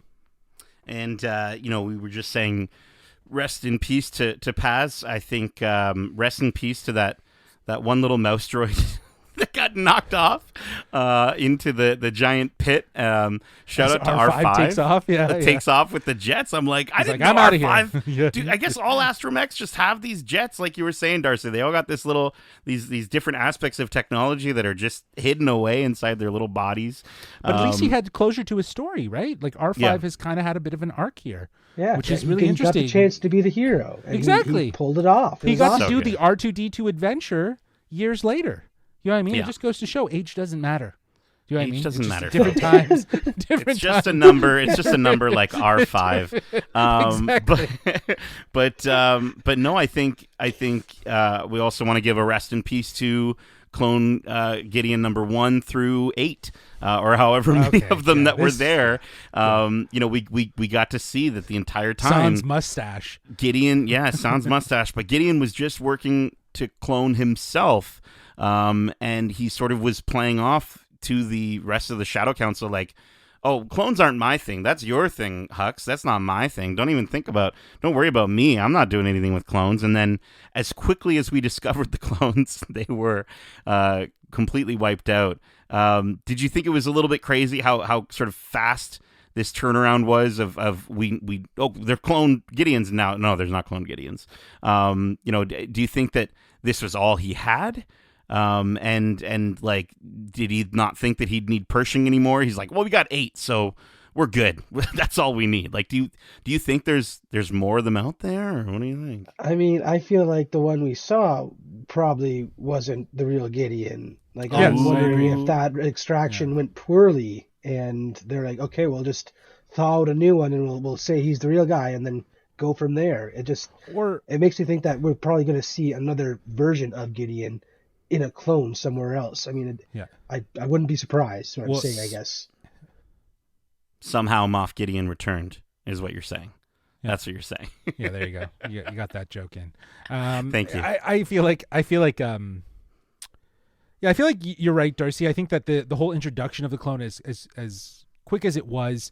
I think it does seed the idea that there's another Moff Gideon out there, right? And whether that, my thinking is that after the events of that, he finds out that Mandalorian are on their way to Mandalore from Elia Kane, he got the hell out of there, but activated one of his clones to continue the rest of the. So you think he shaved his mustache off? Well, because he didn't have the mustache. So cool with the mustache. He didn't have the mustache in the projection too. So right. So, and when he's talking to the Shadow Council, like he didn't have the mustache either. Right, and I guess like how would would the clones be able to talk like him? Would they know? I think all so. the things that he knows about the Shadow Council. Do you know what I mean, though? Like, to your point, like you're saying that the one who spoke to the Shadow Council was the real Gideon, and then the one that was on Mandalore was not. That's what you're saying. Yeah, exactly. Okay. I was going to say the fact that it took him so long to find Mando and Grogu. He's just like, no, I'll handle them myself. And he goes through a door and then comes through a different door so much later on. Like, he lets them get there. I know. Like, I feel like there's a lot of Exactly. time for him to have taken off and, like you said, activated just a scapegoat type thing. Sure. I also think it's just things just felt really easy about this episode. Mm-hmm. And this was one of the elements. Like, you're not guarding these things, you're not keeping them off to the side, because he does seem really disappointed when he finds out that they did destroy the clones, right? And that's where he kind of unravels what his master plan is. And what's interesting is that, we were thinking, this is obviously the beginnings of what would lead to a Snoke and Emperor, the resurrection of the Emperor. But I think what we thought this cloning was referencing, it's only specific to Moff Gideon. Like, I think back in season 2, when we're on that base and they saw those canisters with those failed clones that looked Snokish, if you will, I think they were failed Gideons, right? They were failed Moff Gideons that didn't succeed because of that. Now, his desire of wanting Grogu so that he could make a clone of himself that was also Force sensitive and had the ability to use the Force, then he would have, as you said, Darcy, the ultimate army, not a huge army, but like the perfect set of warriors that had all this capability, plus, as he thinks, his mind, right? Like Moff Gideon, right? He's gonna make Beskar suits for all of them, and they're just gonna be his army. So I think it was an interesting concept that they sort of showed and then took away real quickly. Like, he just went beep boop, it's all gone. Well, and I think with you mentioned Gideon, and we see how upset he does get about the clones. If this was the real Gideon, and he had more clones, like, to me, I see Gideon thinking about clones the way that a lot of people around the galaxy, as we explored in Bad Batch, thought of clones as tools, as weapons, as, sure, part of his army. And yes, he could be upset about it, but something in the way this reaction happened, you're right, Justin, was a little bit almost to the point where, like, was he hurt on a familial basis? Was he hurt in the sense of, like, his brothers are dead, right? Yeah, and I kind of got that a little bit from that moment. So yeah, but I think they're really leaning into the fact that that's got to be a clone. That's got to be a clone Gideon. Yeah. But you got to think too. He's not mass producing these things like they were mass producing clones on Camino, right? Right. This is on a whole other scale. So I think 8 is probably what he ended up with, right? That were actually viable clones, right? Whether they actually are working, I don't know. But who knows, right? But it's interesting nonetheless that they kind of gave a sense of closure to that storyline a little bit. Like, it's still there. We know it's still there, but everything we were seeing about clones wasn't necessarily specific to the Emperor. It was actually specific to one specific moment with Moff Gideon, right? Right. Which I think that pretty much affirms what that was all about. It was copied homework. I think seeing the moment where they were able to sort of take a pause and show us, before we got to the battle, like, show us the native Mandalorians we kind of already touched upon this, but begun to, create gardens and restore the planet, and really sort of started doing the work before Bo-Katan and the armorer and everyone joined them. I think it was a really nice moment to see that, like, no matter what happens, kind of like, Beskar, Mandalorian people are resilient and strong, and they managed to sort of pull through. And I think that was a really cool moment to sort of show the natural order of the planet will always find a way to heal. Was really good. And I thought that was just a lovely way. Finds a way. Finds a way. Life persists. Yeah, life. Is that what it is? Is what he says. But it's pretty much. It's pretty much like Jeff Goldblum is line, like, life finds a way. Oh, right? Yeah, for sure. I thought that's where they were going, but when they said persist, I'm like, that's what they were trying to say. We all know it. Yeah, you just get to see him. We got to change it. You see him laying down with his shirt off. I can't wait, or sort of shirt open. Sorry, or off. But we get to the massive battle. The Pelennor Fields moment for Bo as they're flying through the air. This was fantastic, and I think we were talking about awesome. Moments of action, and I think this definitely for me rivals what we talked about with the pirate. But this was such a phenomenal moment, so freaking cool. Seeing them using gravity to kind of to smash their opponents, to kind of take them out, was really, really awesome. Darcy, what did you think of this giant battle? Yeah, again, it was another way that I want the armorer to fight more, because watching her just crash into enemies and hit her first was wicked. So this was the way that I've always pictured Mandalorians would fight with each other. So we basically got a Mandalorian war with the Beskar troopers fighting against them. It was great. Yeah. It was really cool to see. I loved every time they cut back to that. I was like, yes, more dogfights, but they're people instead of ships. Exactly. And that was what was really cool, because that's how Mandalorians do fight, right? Like, we've seen glimpses of it here and there, right? But, like, to see, like, full-fledged soldiers, like a full-on war, almost like locusts fighting each other in the sky, it was great. This was really cool. I wish we saw some really great moments, but I wish it was a little more weighted that way. You know what I mean? Like, it kind of like was, here's a moment, and then let's get you off so that you can start closing out the rest of this episode with Moff Gideon. Do you know what I mean? Like they showed us, they gave us that glimpse. I wish there was a little bit more time spent there, but it was a really cool visual. It was great that they put it in there. I think this is a bit of a payoff overall for fans of Mandalorians and Star Wars, right? To see this level of combat happening is very, very true.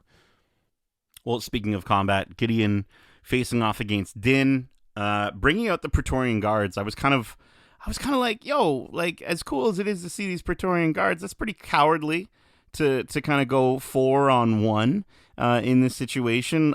But their elongated masks looked really, really dope. But seeing them and sort of kind of seeing this early version of the Praetorian Guards was pretty cool. And then getting to see them facing off against Grogu. Did you notice how I think, every time Grogu had the opportunity to harm them in some way, he mostly found a way to make sure they just couldn't hurt him. Did you kind of caught onto that, right? Or hurt Din, yeah. Like he did, he was pushing their weapons around and pushing them around. It was a very wax on, wax off way of doing, of fighting, right? And I think that comes from the moments of training that he had with Luke, to almost, if you don't have to fight, don't fight, kind of thing, right? So, and I think he had surprisingly, Grogu had the upper hand over them because he's just so tiny and he was quick, right, with his flips. I could have sworn he was chuckling as he was flipping, like he was enjoying it. It sounded like he was giggling or babbling away there. Yeah. I was like Mario or something like that. But yeah, it was cool. I think again, this is another example of just things constantly shifting very fast. So like you said, Din and Gideon face off. Praetorian Guards come. They attack Grogu. Now he's off taking care of that because Bo's going to come in and say, all right, you go take care of your kid because this is my fight. This is the guy that I'm supposed to fight, right? And I was like, okay, let's now we're going to go follow that story, and now we're going to see what's going to go on here. It's just everything was very quick in this 38-minute episode. Everything was just shuffling so fast right through that it just didn't give any real reason to moments, right? It just was happening for the sake of happening. Well, and I think a big part of that is the destruction of the Darksaber. I think for me, like Luke's saber in The Last Jedi, I'm pretty split on this decision to destroy thank you the Darksaber, because on one hand shut up, on one hand I think it had such an important part to play, not only in this series but just in Star Wars history up to now. It's such a cool weapon. It's an ancient weapon, and for it to go out like this was tough to watch. But on the other hand, it's also played a huge part in dividing the Mandalorian people. So as cool as it is, maybe it's better that it's gone. Did it have to happen like this though? Did it have to happen? No, it was again, like you said, Nate. This is a Star Wars historical relic. Do you know what I mean? It has such great importance to the galaxy and what it means and what it meant in this season and who held it. And again, it goes back to episode 6, like just how they just gave it to Bo again without really honoring what they had been talking about, the sense of how you earn that leadership. And it was just simply passed. And then here again, we see Gideon just crush it like it's nothing, which I don't know if that's the sentiment that you really want to send it off. Like there was just no air for that moment to breathe, like that we needed to kind of feel that. Like I get when we get the moment with Bo and she says, Mandalorians are stronger together. That is kind of the antithesis of why that weapon had to be destroyed, because the people make the strength. No Darksaber can make someone stronger. It's the togetherness. So I totally think it needed to go. I just wish that they gave that moment a little bit more so that you could feel it, because that is an important weapon to the Star Wars galaxy. It just felt like nothing, right? Yeah, well, I mean, now that there is a Mandalorian who is Force sensitive, I wouldn't be surprised if we see him repair it, like Grogu repair it down the line, especially with where they end this season off with him, kind of waking the mythosaur at the And end. it glows green, Darcy. Let's go. Like if he repairs it and turns it into his own weapon as he tames the mythosaur again, I feel like he'd be the next true Mandalorian. I think it'd be really a cool thing. Like, I mean, they've already talked about I'm totally building up with how important Grogu is as a Mandalorian. The fact that he is now truly adopted into the creed.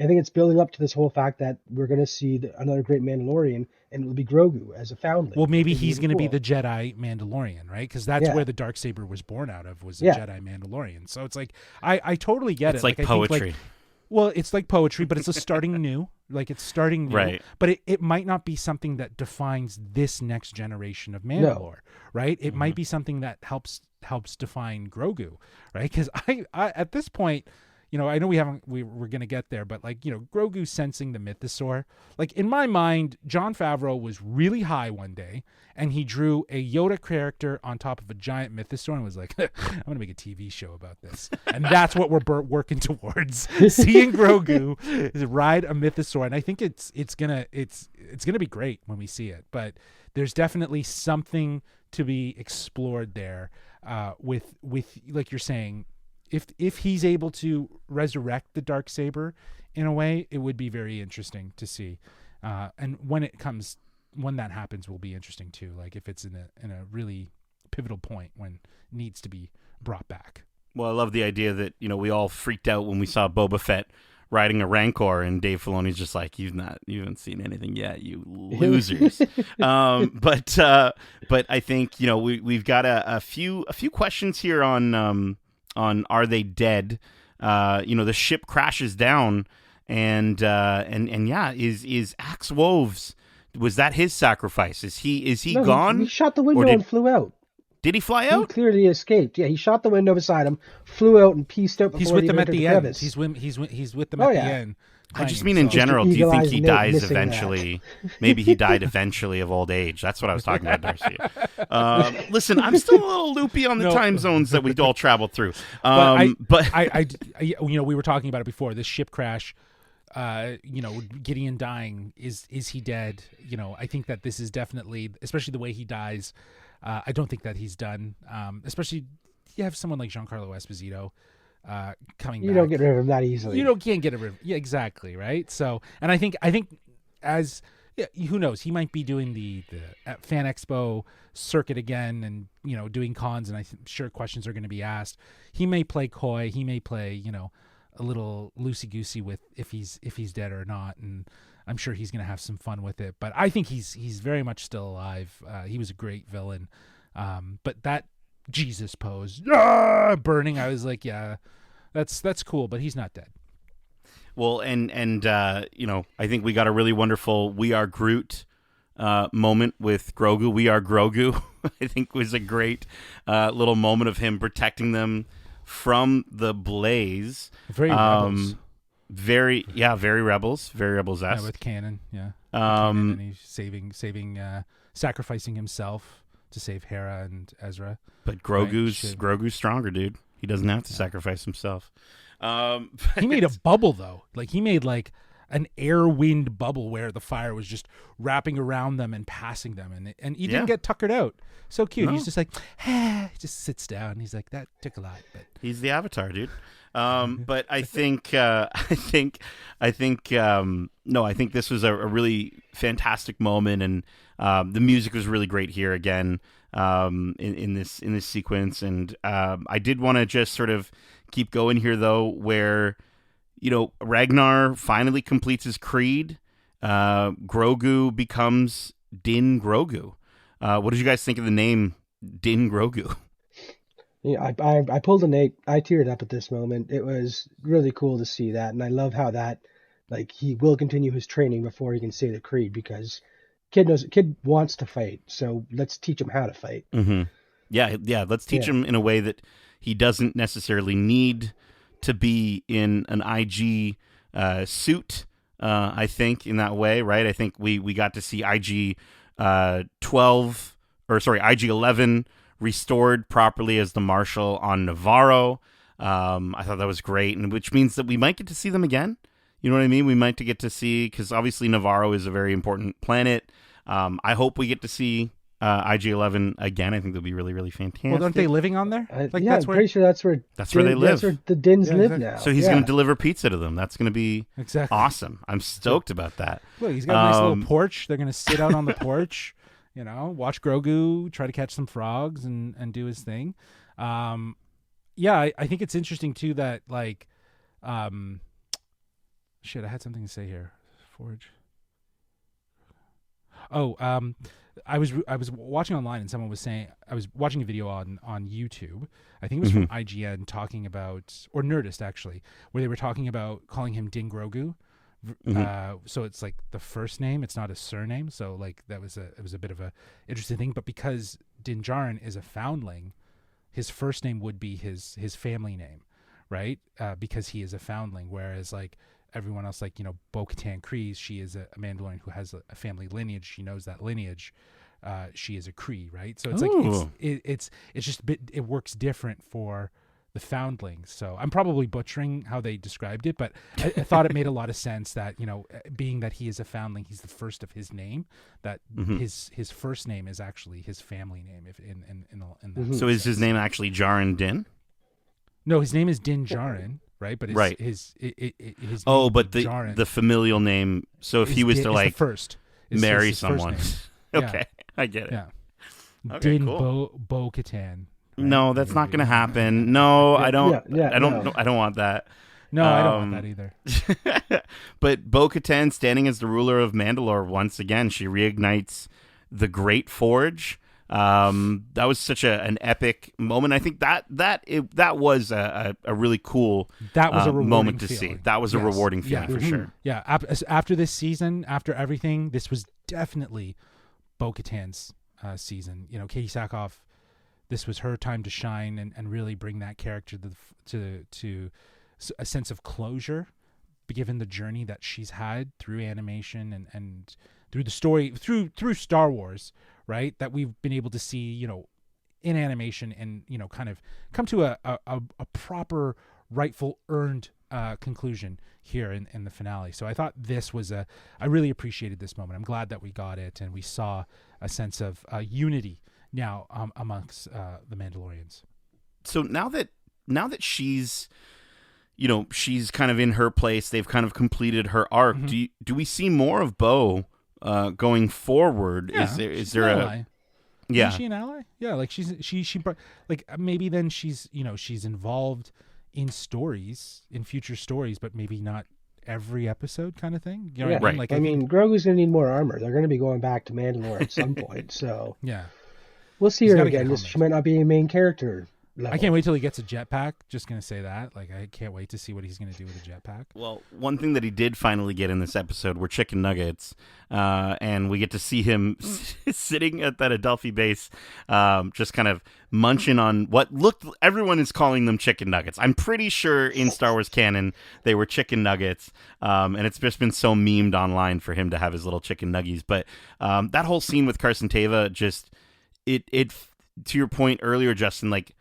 To me, I was like, oh, yeah, so this is them repairing Rangers of the New Republic. Like, this is... Like, if Carson Teva is... If the series just stars Paul, dude, like, that would be phenomenal. Like, I would watch the crap out of that. Yeah, for sure. I think a lot of people would, but I also think that the show could be made stronger with Din Djarin in it. Do you know what I mean? So I think that this is the proper play. They're just adopting it into season 4. They're going to just adopt it into season 4 because I think there's so much going on, right, already, which is why I think Skeleton Crew got pushed pretty quickly, because that was probably a budget that was earmarked for Rangers of the New Republic, but then they just rotated it into doing Skeleton Crew. That's just a theory. But interesting theory. But the reality of how fast that show came to be, like you heard about it last year, and now they're already completing it, and it's coming out later this year. Do you know what I mean? Like that's pretty fast, right? So I think it had a lot to do with the fact that they don't really know what they were going to do with Rangers of the New Republic, and maybe this is how they approach it, because it's pretty cut and dry here. He's like, yo, the galaxy needs some help. I'm around. I'll do it for you. But I get to choose the jobs. Okay, I'm gonna choose the jobs. I'm gonna choose it. And he's like, yeah, well, I could really use some help, right? And it's like, there you go. There, you've established what season 4 is very much going to be. I think it's going to be a return to more or less what we got from episode 6, where it could be very, adventure Episode of the week. Yeah, exactly. Which by now, if they do it right, I think in the case of the pirate, and even a little bit in the case of episode 6, like I think they can, I think that would be great. But Din gets a cabin just outside of town on Navarro, or I guess what you would call a cabin or a trailer, I guess. And he's just chilling there. Cottage, bro. He's got his feet up. It's a cottage. He's got his feet up, and little Grogu's there playing with what we would assume is probably his next meal. Do you guys think he doesn't eat it? He doesn't eat it. He doesn't eat it. No, that's You know what? He's Good gotten for better. Him. He's got his chicken nuggies in a bag. He got takeout from Adelphi.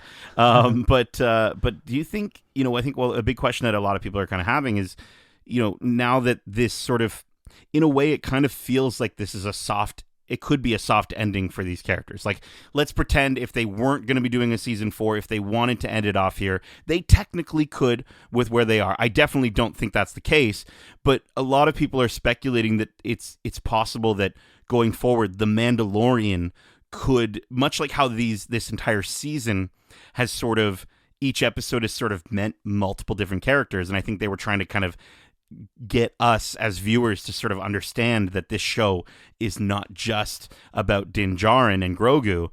Do you think it's possible that we could be getting future seasons of The Mandalorian without necessarily Din and Grogu being in every episode? Well, I think it's we got the Book of Boba Fett, and they still ended up putting, they still ended up there. In there. You know what I mean? So I just mean, like, at the end of the day, I think what they've done here effectively is they might have done a soft finale, is what a lot of people are saying online, but it feels like, I was saying to you, it feels like pushing pause on the game. You know what I mean? It's pushing pause on this story and understanding the sense of closure that each of the characters have had and where they're at, right, so that when you can come back to them, it will make sense as to where you left off. Right. There's no loose threads. We know where everyone is. There's a sense of closure. I do agree with you. I think The Mandalorian, though, will explore not just Din Djarin and Grogu, but, Mandalore as well. I think that is going to play a part. And, if Bo-Katan ends up being in every single episode in season 4, I don't know. Maybe she's in fewer episodes, and there's more exploration outside of that. More about Din and Grogu and how he's training and those sort of things. I think that's going to play a part in making the show The Mandalorian as well. But now that we've seen a sense of closure for the Mandalorian people, we know that where they are, everyone's safe. Everyone is in their little frozen in time. We've hit pause on all the controllers, and we'll come back after we get through Ahsoka, Skeleton Crew, and whatever else is on the other side of Skeleton Crew, maybe Acolytes, and then maybe season 4 comes out closer towards the end of 2024. 2025, I think, is probably when we'll see a season 4, when it's ready. But it's clear that there is a season 4, because Jon Favreau has said he's written season 4, so it's already been written. So yeah, it's just a matter of time. But I don't know. I don't think it's a finale. I think it's a pause. Yeah, it feels like they're setting up to do a little time jump here where we can return to these characters after they've had their period of grace. Grogu's learned a bit more under his new dad and stuff like that. If anything, I feel like they're setting up for some more of those, like, would inspire George Lucas to write this master apprentice story with some of those traditional Japanese films with the wandering samurai going from town to town and solving problems type thing. I feel like that could be very much what season 4 is, with Din and Grogu going around and learning throughout the galaxy type thing. And I'm on board. Again, if it goes back to an episode of the week and they do it well, where they do play with the genre a bit, where you have a fun episode, you have a gritty episode, all that stuff, it will lend to the characters that, again, this show could be for everyone. You don't have to like all Star Wars, but there'll be one episode that you really like, or something like that. So yeah, I've got a lot of hope for season 4. Yeah, I do too. I don't think I've, like, as we've been discussing here, I think there's some great payoffs in this episode that feel earned and deserved based on the episodes that came before it. Do I wish that it was maybe not as rushed? 100%. You know what I mean? But I can take away from this episode the sense of closure and completion that we get from characters, from stories in this finale, because it does leave us in a place of like, okay, well, I'm ready to watch the next thing. If we come back to these characters 2 years later, you know what I mean? I'm glad to know that this is where they are and this is what they're doing. You know, like you said, time might have passed and maybe we get a teen Grogu. You know what I mean? We get like I hope not. Grogu. I don't want a teenage Grogu with like acne and stuff, and he's just got a bad attitude, and he's just like, no.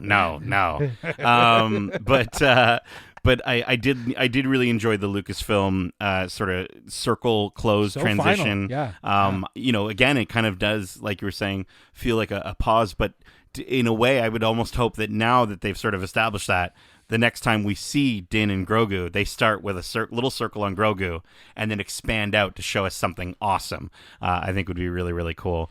Maybe he's just got things floating around him. He's just got like MYTHOSAUR. He's just on a mythosaur, whatever. You know, like a bantha. But let's get to the end of this watch club with our rating. Instead of giving kind of a rating on each episode, we're just going to do a rating on a scale of 1 to 5 resting dads for this season. 1 to 5 resting dads. And Darcy, I'm going to actually have you kick us off for this one.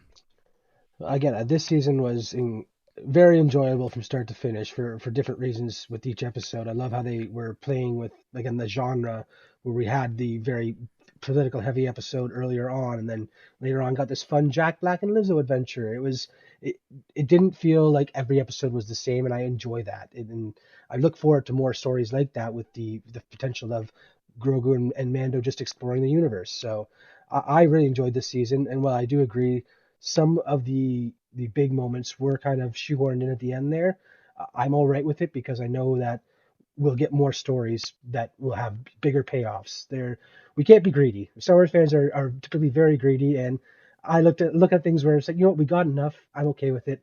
This was a solid 4.5 out of 5 resting dads of a season, because again, I can't think of an episode I didn't enjoy. All righty. Okay. 4.5. There's a half of a resting dad somewhere. Yeah. Justin, how about yourself? How many resting dads do you want to give this season? Well, I like you said, Darcy, I enjoyed all the episodes. I think there was something to take away from it. But I think overall, I didn't enjoy how certain episodes handled things and maybe treated things as, you know, a little bit more fast and loose, and didn't necessarily lean into what they were building up to. Some of what was seed planted throughout this season, it kind of fell off, and I, like I said, I feel like it kind of lost its way in terms of what it was doing with certain things. And, you know, not to be, I don't think of it as me necessarily being greedy, but just expecting the level of storytelling and commitment. And if you're leaning into it, it's more or less like how you go about telling that story. Yeah, I think the season started really strong. It had some really interesting storylines that it set up. There was interesting characters that we got to meet, some motives that were established right off the top. But as I said, like, I think things kind of lost their way. They kind of started to go a little fast with it. You know, I think the way this whole season started with, you know, Din Djarin reconnecting with his creed, and through that building a friendship and bond with Bo-Katan, who we all thought was going to be his enemy. I thought that was really, really great. And the inclusion in this idea of the family growing bigger and them coming closer as a unit, I thought it was so compelling and really interesting. And like I said, I thought episode 6 was an opportunity to see some of that come to head with Bo challenging Din for that Darksaber to prove something to Axe and the rest of the covert that he was with him. But, you know, they kind of just let that all go. They let that pass, and they wanted to say, hey, we need to get to a closure here. And I am glad that we saw a closure to, you know, a completion to Bo-Katan's journey. She is the leader of Mandalore. They reignited the Forge. That moment is so great. It's such a great payoff to see.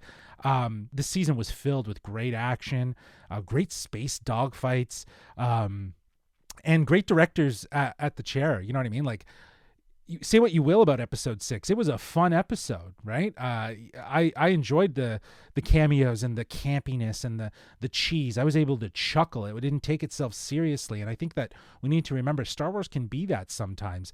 But yeah, I didn't like how they closed out that episode, but that I have nothing negative to say about the cameos or the sort of procedural style of that episode. I thought it was great. So I think that there's a lot of wins from this, but in the end, I think the third season was strong, but it just didn't live up to what I was hoping for specific things. So I'm going to give this a 3.5 out of 5 resting dads. Okay. Yeah, I think this season has some really high moments and then some messy moments. I think in the later half, I think it's a little top heavy in terms of my own personal enjoyment for it.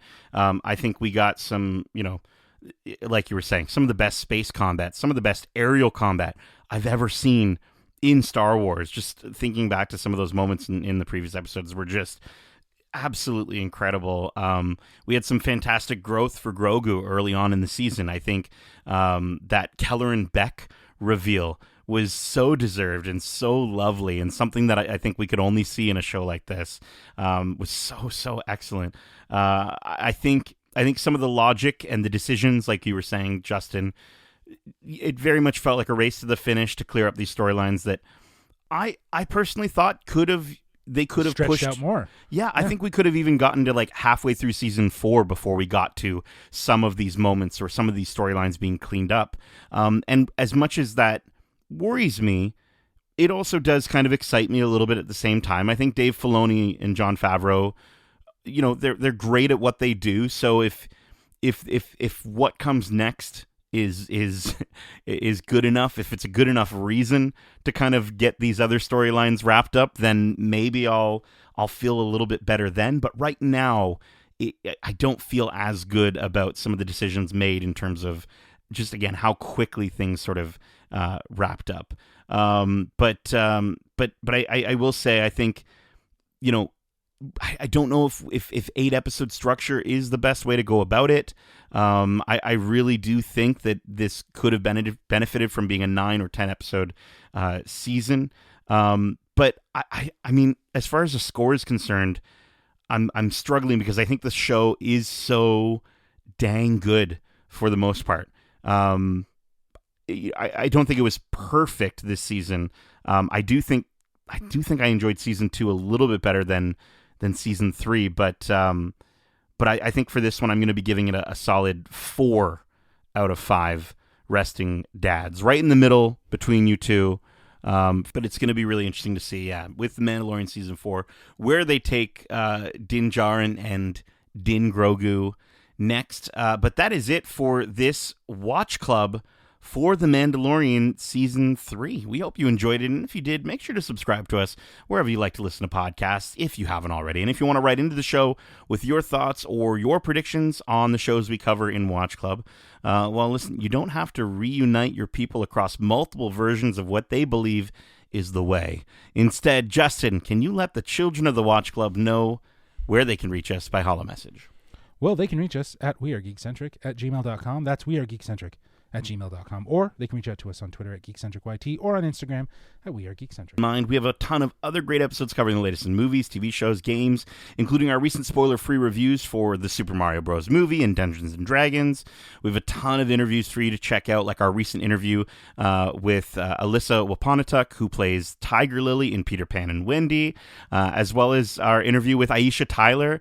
And we have interviews out now with director and producer for this series, Rick Famuyiwa, as well as Bo-Katan Kryze herself, Katie Sackhoff, where Justin had the chance to sit down with both of them and discuss their voice in the larger Mandalorian story. So go give those episodes a listen right here on your podcast service of choice, or you can check them out on YouTube at youtube.com/geekcentric.